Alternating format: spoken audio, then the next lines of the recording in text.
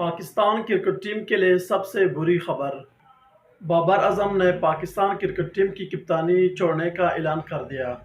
کس کے کہنے پر بابر اعظم نے پاکستان کرکٹ ٹیم کے کپتانی چھوڑنے کا اعلان کر دیا؟ بابر اعظم نے کپتانی کیوں چھوڑی اور کپتانی چھوڑنے کے وقت کیا اعلان کر دیا، اور اب نیا کپتان کون ہوگا؟ کیا مکی ارتر کو اپنے عہدے سے ہٹایا اور محمد حفیظ کو کیا خوشخبری سنائی؟ مکمل تفصیل اس مختصر ویڈیو کلپ میں۔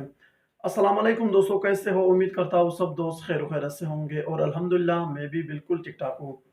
دوستو، آج پاکستان کرکٹ ٹیم کے لیے سب سے بری خبر ہے۔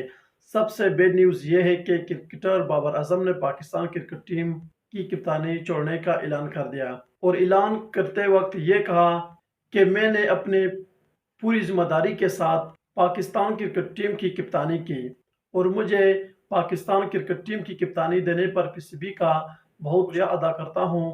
ورلڈ کپ میں اچھی پرفارمنس نہ رہی، جس کے باعث مجھ پر کافی پریشر تھا، اور کہا کہ یہ میرے لیے بہت مشکل فیصلہ تھا، مگر یہ صحیح وقت ہے۔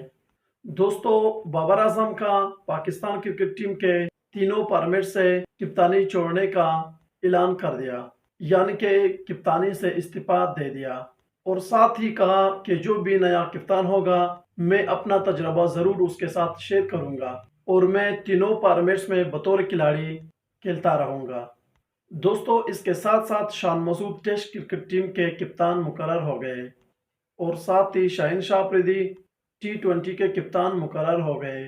دوستو، سب سے بڑی خبر یہ ہے کہ مکی ارتر کو اپنے عہدے سے ہٹا دیا گیا، اور پروفیسر محمد حفیظ کے لیے بڑی خوشخبری یہ ہے کہ اسے ٹیم ڈائریکٹر مقرر کر دیا گیا۔ یہاں پر دوستو ویڈیو کو کرتے ہیں اینڈ۔ اب تمام دوستوں سے گزارش ہے کہ میرے اس چینل کو سبسکرائب کرو۔